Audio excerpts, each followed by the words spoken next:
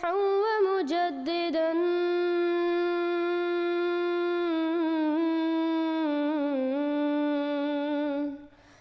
فارنوا بنظر طاهر وجنان.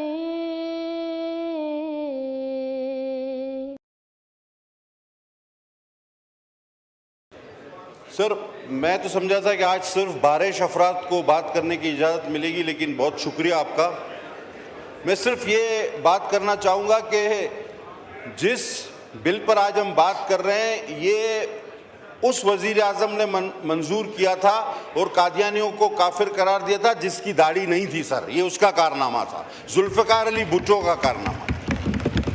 اور میں وزیر قانون صاحب سے التماس کروں گا، اور یہ بحث پہلے بھی ہو چکی ہے، سر ہم پتہ نہیں کس طرح آرام سے نیند کی چین سوتے ہیں، ہمیں نہیں پتہ. اسرائیل کے خلاف کوئی بیان اپوزیشن کی طرف سے نہیں آتا، لوگ روز مارے جاتے ہیں، اور ہمیں پتہ ہے کہ قیامت کے روز ہماری پکڑ اس پہ ہونی ہے، بہت ساری چیزوں پہ ہماری پکڑ ہونی ہے، ہمارے پاس کوئی جواب نہیں ہے. اب آقا کی حرمت کا جب ذکر آیا ہے تو اس کو بھی ہیومن رائٹس اور فلاں جیل میں ہے، فلاں باہر ہے، ہیومن رائٹس نہیں مل رہے. اس وقت خاتم النبیین حضرت محمد مصطفیٰ صلی اللہ علیہ وسلم کی حرمت کا مسئلہ ہے.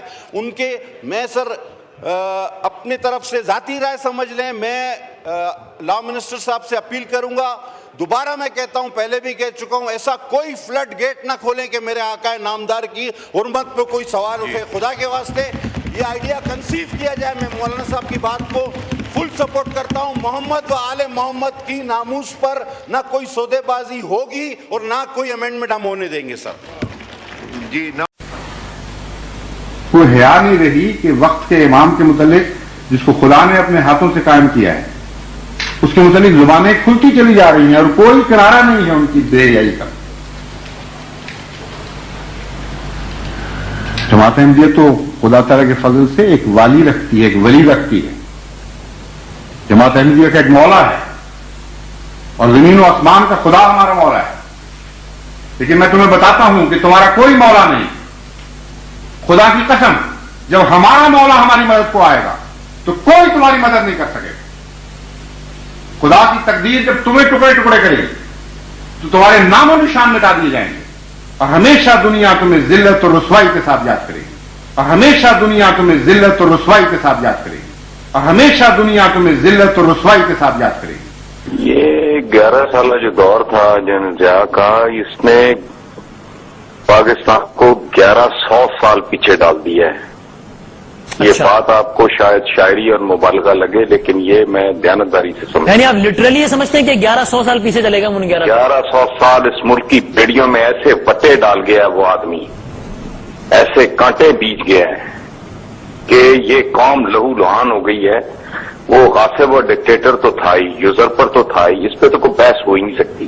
اس بندے کا سب سے بڑا جرم اور گناہ یہ تھا کہ اس نے اس معاشرے میں احسان فراموشی، محسن کشی، منافقت، ڈبل سٹینڈرڈز اور سب سے بڑھ کے یہ کہ دکھاوے کی سطحی مذہبیت کو فروغ دیا.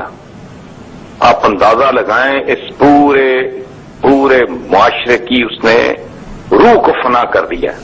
آیات پڑھ کے، قرآنی آیات پڑھ کے 90 دن میں الیکشن کا وعدہ کرنے کے بعد مکر جانے والا شخص جب اسلامائزیشن کی بات کرے گا تو کس قسم کی اسلامائزیشن مرز وجود میں آئے گی؟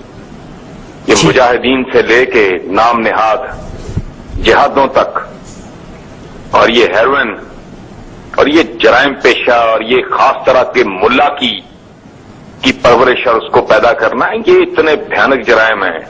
1100 سال اس کے اثرات نہیں ختم ہوں گے. اور ہمیشہ دنیا تمہیں ذلت اور رسوائی کے ساتھ یاد کرے گی. ضیاء الحق صاحب نے بلا شبہ منافقت بے علمی تھی، انہوں نے اپنے مقاصد کے لیے، اپنے مفاد کے لیے استعمال کیا.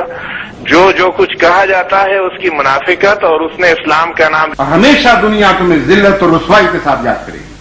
ان کے دور میں جو 10-11 سالہ 12 سالہ دور تھا، اس نے ملک کو بہت ہی پیچھے دھکیل دیا ان کو. اچھا. اور اس کے اثرات آج تک قوم جو ہے وہ بھگت رہی ہے، اور مختلف شکلوں میں، اور میرا خیال ہے کہ پتہ نہیں کب تک بھگتی رہے گی. اور ہمیشہ دنیا تمہیں ذلت اور رسوائی کے ساتھ یاد کرے گی۔ جنرل ضیاء الحق نے پاکستان کی سیاسی تاریخ کے اپنے بدترین دور کے دوران فوج کے حق حکمرانی کو اپنی ذات کے محور میں سمیٹتے ہوئے آخری مسیحا کے طور پر پورے پاکستانی معاشرے کو مذہبی انتہا پسندی کے گڑھے میں دھکیلنے کی کوشش کی۔ جنرل ضیاء الحق نے بالعموم پوری قوم اور بالخصوص پاک فوج کو ایمان، تقوی اور جہاد فی سبیل اللہ جیسی مذہبی جنونیت میں مبتلا کر دیا۔ یہی نہیں بلکہ روسی فوجوں کے افغانستان سے انخلا کے بعد پاکستان کی دفاعی لائن افغانستان تک بڑھانے کی حکمت عملی میں پاکستان کے عسکری اداروں کو جہاد افغانستان کا درس دیا اور افغانستان بارڈر سمیت ملک بھر میں جہادی مدرسوں کا جال بچھانے کی حکمت عملی بنائی گئی۔ اور ہمیشہ دنیا تمہیں ذلت اور رسوائی کے ساتھ یاد کرے گی۔ نہیں، اختلاف کی بنیاد تو اس کا ڈکٹیٹر ہونا، ماورائے آئین اقتدار سنبھالنا، اور ہمیشہ دنیا تمہیں ذلت اور رسوائی کے ساتھ یاد کرے گی۔ یہ افغان وار کے بعد جو ضیاء الحق جیسے منحوس اور لاتی آدمی نے جو ایک فلسفی اور جو ڈاکٹرین اس نے اپنے اقتدار کو طوالت دینے کے لیے اس لانتی آدمی نے، اس کو اتنی عقل بھی نہیں تھی کہ اگر یہ دنیا یونی پولر سے ملٹی پولر اور یہ یہاں اگر ایک ہی سپر پاور رہ گئی تو وہ کتنی بڑی بدماش بن جائے گی، اس کو بالکل پتا ہوگا۔ ضیاء الحق جیسے منحوس اور لاتی آدمی نے ضیاء الحق جیسے منحوس اور لاتی آدمی نے اور ہمیشہ دنیا تمہیں ذلت اور رسوائی کے ساتھ یاد کرے گی۔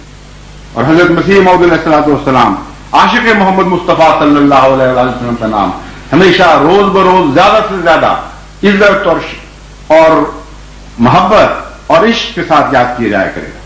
تو رکھتے ہیں مسلمانوں کا دین، دل سے ہے خدا میں ختم المرسلین۔